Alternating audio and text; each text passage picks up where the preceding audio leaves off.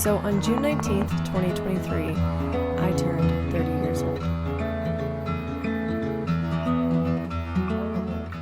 And I never thought I would be celebrating in Utah, of all places, just hiking the mountains, but here we are. You don't seem to forget about yourself. Wondering how it could go so wrong, but you didn't call for help. But let me tell you about the trees and the seas, how it's all connected. And it's weird because I never imagined myself at this age before, so turning 30 doesn't even feel real to me. This looks like you're in Switzerland with the background. Can you carry me down? Growing up, I was told that your 30s are supposed to be the best years of your life because it's when you finally have everything figured out and you can just relax and live. But now, actually being 30 and seeing I am nowhere near reaching those expectations, I can't help but feel a little misled and left behind. But even though I may not check off the standard 30-year-old ideals, I grew the most in my 20s, and I thought it was a good time to reflect on all that I learned.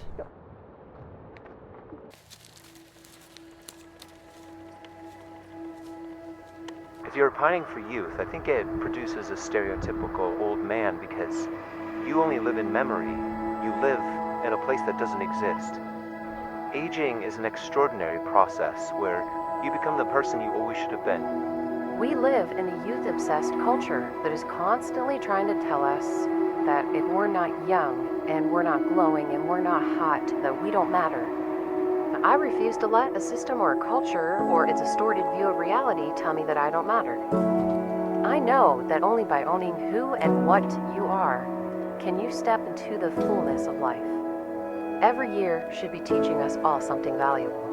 Whether you get the lesson is really up to you. Do not regret growing older. It's a privilege denied to many. You can't help getting older, but that doesn't mean you have to get old. This life is a blessing. We live Every day in you a are alive. society This that life tells is a us blessing. if we're This not, life. whether you get the lesson is really up to you. The problem is you think you have time. Sometimes in life we become jaded thinking tomorrow will always come, but that's not always guaranteed. We may find ourselves in an unhappy relationship wasting years of our life. We might turn down a once-in-a-lifetime trip thinking we'll just go another time. Or we might stay in a 9-to-5 job that makes us miserable, all because you're waiting for the perfect timing. Well, guess what? The perfect timing is always now, because the present, the second that you are watching this video, is the only time that is actually guaranteed to you. But 10 minutes or 5 months from now is not. Every second of every day we are living while slowly dying, and every day we are alive, we're given the opportunity to make a decision to help us become who we want to be. Without recognizing this, I wouldn't be where I am today with my art or my YouTube.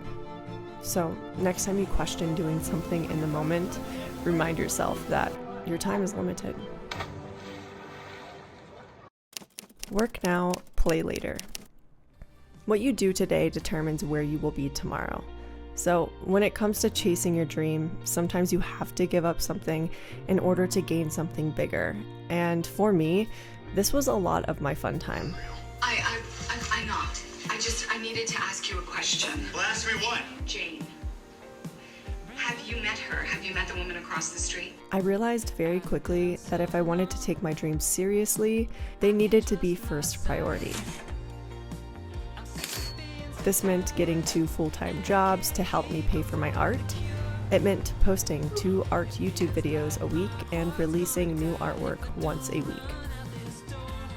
And to do this, it meant giving up nights out with my friends, days at the beach, and casual hangouts. Of course, if something big was planned, I could always plan accordingly to make sure I could go, which did happen quite a bit.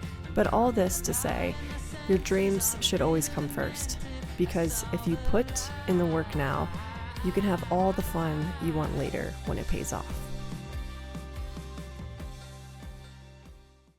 Stop being a people pleaser. I'm not sure where the need to be a people pleaser came from, but it has been controlling me for most of my life. In my 20s, I found myself having extreme guilt over being honest with people, not being able to attend certain activities due to work, not breaking up with someone for years because I felt bad that they had no friends outside of mine, being too nice to strangers who ended up crossing boundaries, not knowing how to say no, never standing up for myself to avoid confrontation, and willingly getting taken advantage of and not saying anything because I was worried about losing the friendship. I was agreeable, helpful, and kind, but I also couldn't advocate for myself, and I neglected my well-being and happiness because of this. Learning to love myself.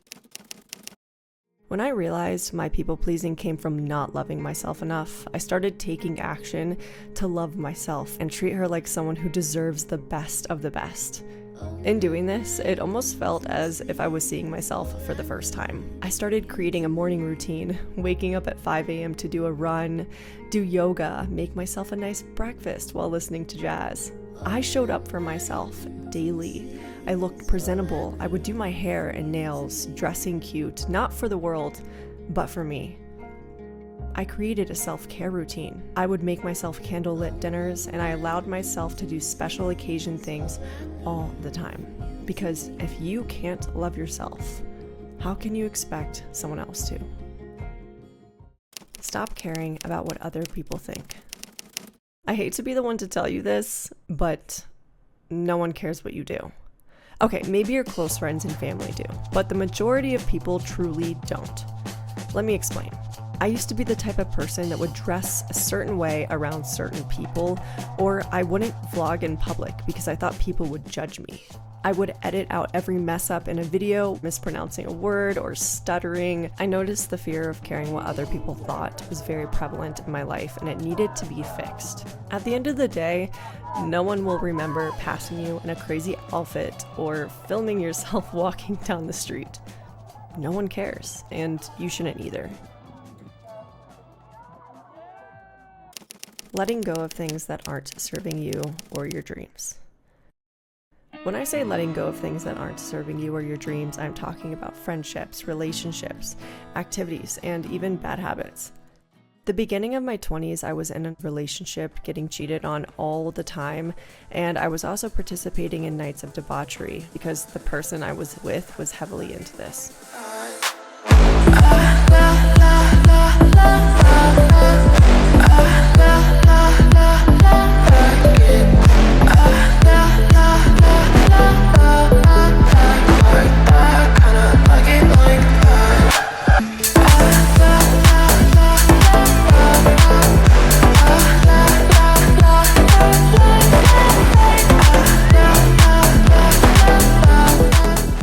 I found myself not being able to have fun or connect with others unless I was under the influence. I also started to notice that a lot of the friends I had were only my friends when we were partying. Now, I don't feel by definition I was ever addicted to anything at any point in time, but I did feel I wasn't doing anything to serve me and my overall purpose. It's been 6 years and 6 months since I went sober, and in making that decision, it created a positive ripple effect in my life. That's it. Reality is but a mirror, reflecting your inner world. It all started in my early 20s when I drew a photo of a boy that I wanted to manifest, and I ended up manifesting him. I wrote down a detailed list of things I wanted to happen. The first on my list was to meet Logic, the rapper. One night I got a call from my friend saying he was going to his music video shoot and if I wanted to join. One day I said to my friend during work I wanted to go to Mexico. Leslie posted on her Instagram, who wants to go to Mexico right now? So I call her and I'm like, I want to go to Mexico. Take me. She's like, well, we're leaving in 30 minutes.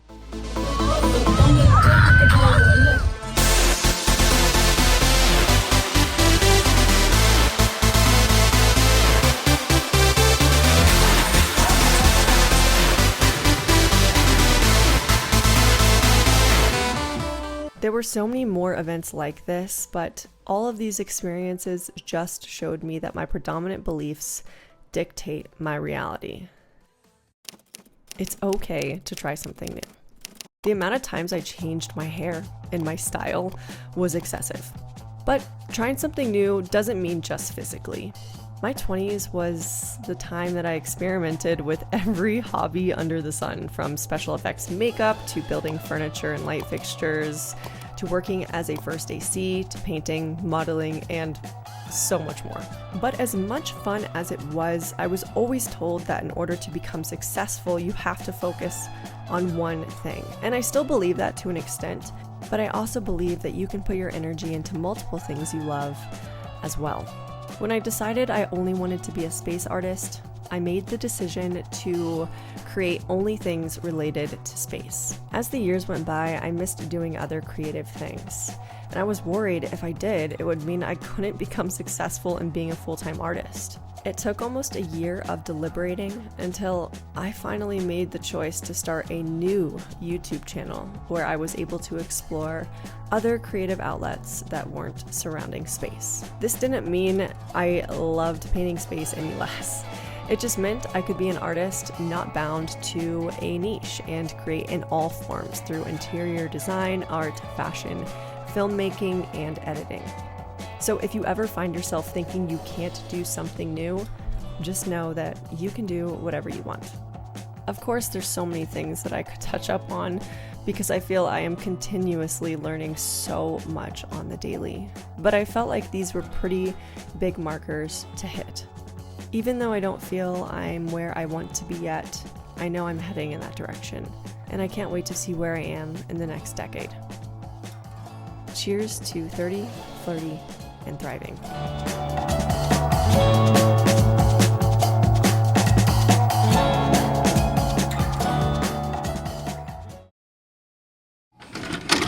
Happy birthday to you. Happy birthday to you. Happy birthday, dear Lynchie. Happy birthday to you. Please don't be single. Make it good. On Channel 4 and Scooby-Doo.